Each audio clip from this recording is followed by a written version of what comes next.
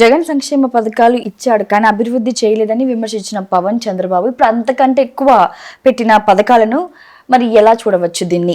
అంటే అదే నేను చెప్పాను ఇంతకుముందు కూడా, ఆర్థిక వ్యవస్థ ఏమైనా కుప్ప కూలిపోయే పరిస్థితి కనిపిస్తుందా?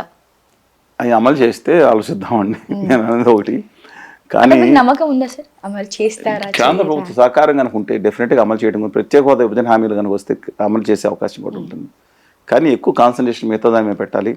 ఏదో హడావిడి చేసేస్తే వచ్చేసిందని చెప్పాను కదా, పోలవరం ప్రాజెక్ట్ చాలా స్పిల్ డ్యామ్ అన్నీ అయిపోయినాయి. ఎత్తకం రాక్ ఫిల్ డ్యామ్ ఒకటే, అది చిన్న అది పెద్ద కట్టడం కాదండి. అది అంటే రాతి మట్టి కట్టడం, ఆనకట్ట కట్టేస్తారు, ముందు స్పిల్ అయిపోయింది. మిగిలిన ఇది కట్టేసి మన ప్రాజెక్ట్ కట్టేసి అని హడావిడి బాజా బంతిలు కొట్టుకునే అది తప్పకుండా మిగతా అందరు రిహాబిలేషన్ సెటిల్మెంట్ కేంద్ర ప్రభుత్వ శాఖ అంత 100% వాళ్ళ దగ్గర తీసుకుని సాధించుకోగలుగుతుంది. అలాంటివి చేయాల్సిన అవసరం ఉంది. అలాగే కోస్టల్ ఇండస్ట్రియల్ కారిడార్ పెట్టాలి, దాని మీద కాన్సన్ట్రేషన్ చేయాలి. మొత్తం 4 hubs ఎంతో మెయిన్ ఇచ్చారు, మిగతా 7 hubsకి ఎక్స్టెండ్ చేయమన్నారు. అలాగే రాయలసీమ ఉత్తరాంధ్రానికి నిధులు ఇవ్వాలి. ఇవన్నీ కూడా అమరావతి ఇవన్నీ కూడా చేసుకుంటే డెఫినెట్గా ఆర్థికంగా రాష్ట్రం డెవలప్ అవుతుంది.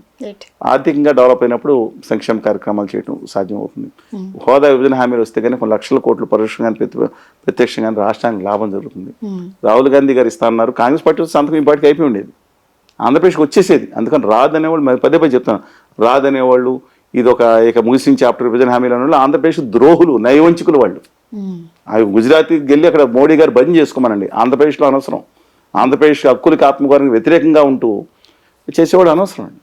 అంటే ఇక్కడ వద్దన్నట్లేదు, అక్కడే బంద్ చేసుకోమని రమ్మంటున్నాను. అందువల్ల ఇది సాధ్యమే కానీ చాలా కష్టం. దాదాపు 3-4 లక్షల కోట్లు అదనంగా కావాల్సి ఉంటుంది వచ్చే 5 ఏళ్లలో. ఈ అవినీతిని జగన్మోహన్ రెడ్డి గారు ఇలా చేస్తారంటే పాత ప్రభుత్వం చేసి అవినీతిని తగ్గిస్తాం ఆయన మాట్లాడింది, సంపద సృష్టిస్తాం, అదే మాట వీళ్ళు మాట్లాడచ్చు. అంత ఈజీ కాదు. బట్ లెటర్స్ వెయిట్ అండ్ చేయండి. అభివృద్ధి మీద కాన్సన్ట్రేట్ చేయాలని కోరుతున్నాను. పదే కూడా చెప్తున్నాను. ఐఎమ్ విషింగ్ నేను చెప్తున్నాను చంద్రబాబు నాయుడు గారికి, ఆ ప్రభుత్వానికి విశేష తెలియజేస్తా. కనీసం ఈసారన్నా మరి కేంద్ర ప్రభుత్వం మీకు అవకాశం వచ్చింది కాబట్టి దాని మీద దృష్టి పెట్టమని చెప్పి కోరుతున్నాను. Welcome to the world of opportunities where dreams meet reality.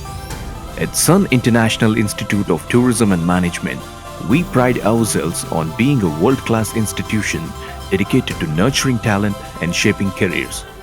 Sun International, Hyderabad, Visakhapatnam.